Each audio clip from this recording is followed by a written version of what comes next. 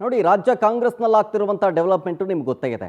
ಅದರಲ್ಲೂ ಯಾವಾಗ ಸಿಎಂ ಕುರ್ಚಿಯ ಜಟಾಪಟಿ ಆಯಿತು, ಅದರ ಜೊತೆಗೆ ದಲಿತ ಸಿಎಂ ಕೂಗು ಕೂಡ ಇತ್ತಲ್ವಾ, ಅದೀಗ ಮತ್ತೆ ಮುನ್ನೆಲೆಗೆ ಬರ್ತಾ ಇದೆ. ಮತ್ತೆ ಡಿನ್ನರ್ ಪಾಲಿಟಿಕ್ಸ್ ಶುರುವಾಗ್ತಾ ಇದೆ. ಆಗಸ್ಟ್ 2ನೇ ತಾರೀಕು ದಲಿತ ಸಚಿವರು ಶಾಸಕರ ಡಿನ್ನರ್ ಮೀಟಿಂಗ್ ಇಟ್ಕೊಂಡಿದ್ದಾರೆ. ದಲಿತ ನಾಯಕರಿಗೆ ಔತಣಕೂಟವನ್ನು ಆಯೋಜನೆ ಮಾಡಿದ್ದಾರೆ home minister doctor G Parameshwar. ನಾಡಿದ್ದು ಡಾಕ್ಟರ್ ಜಿ ಪರಮೇಶ್ವರ್ ಅವರ ನಿವಾಸದಲ್ಲಿ ಔತಣಕೂಟವನ್ನು ಏರ್ಪಡಿಸಲಾಗಿದೆ. ಇಲ್ಲಿ ಒಳ ಮೀಸಲಾತಿ ಸೇರಿ ಹಲವು ವಿಚಾರಗಳ ಬಗ್ಗೆ ಚರ್ಚೆ ಆಗುತ್ತಂತೆ, ಗಂಭೀರವಾದಂಥ ಚರ್ಚೆ.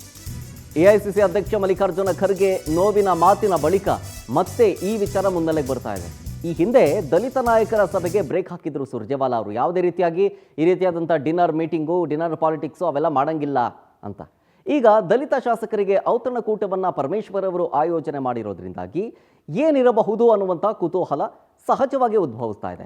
ರಾಜ್ಯ ರಾಜಕಾರಣದ ಬೆಳವಣಿಗೆಗಳ ಬಗ್ಗೆಯೂ ಕೂಡ ಅವತ್ತು ಚರ್ಚೆ ಆಗೋ ಸಾಧ್ಯತೆ ಇದೆ. ಡೀಟೇಲ್ಸ್ ಕೊಡ್ತಾರೆ ಇದ್ರ ಬಗ್ಗೆ ನಮ್ಮ ಪ್ರತಿನಿಧಿ ಆನಂದ್ ಫೋನ್ ಸಂಪರ್ಕದಲ್ಲಿ. ಆನಂದ್, ಸಿಎಂ ಕುರ್ಚಿ ಜಟಾಪಟಿಯ ಬೆನ್ನಲ್ಲೇ ಈಗ ದಲಿತ ಸಿಎಂನ ಕೂಗು ಈ ಹಿಂದೆ ಏನಿತ್ತು ಅದೀಗ ಮತ್ತೆ ಮುನ್ನೆಲೆಗೆ ಬರ್ತಾ ಇದೆ. ಅದಕ್ಕೆ ಕಾರಣ ಮಲ್ಲಿಕಾರ್ಜುನ ಖರ್ಗೆ ಅವರು ಕೊಟ್ಟಂತಹ ಒಂದು ನೋವಿನ ನುಡಿಗಳು. ಸೊ ಹಾಗಾಗಿ ಮತ್ತೇನಾದರೂ ಡೆವಲಪ್ಮೆಂಟ್ ಆಗ್ಬೋದಾ ಈ ಸಂಬಂಧ ಅಂತ? ಖಂಡಿತವಾಗ್ಲೂ ಶರತ್, ಪ್ರಮುಖವಾಗಿ ದಲಿತ ನಾಯಕರ ಒಂದು ಔತಣಕೂಟಗಳಿಗೆ ಹಿಂದೆ ಸುರ್ಜೇವಾಲಾ ಅವರು ಬ್ರೇಕ್ ಹಾಕಿದ್ರು.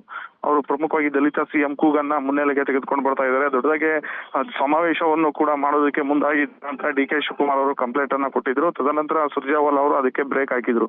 ಈಗ ಮತ್ತೆ ದಲಿತ ಸಿಎಂ ಕೂಗು ಮುನ್ನೆಲೆಗೆ ಬಂದಿರ್ತಕ್ಕಂಥದ್ದು.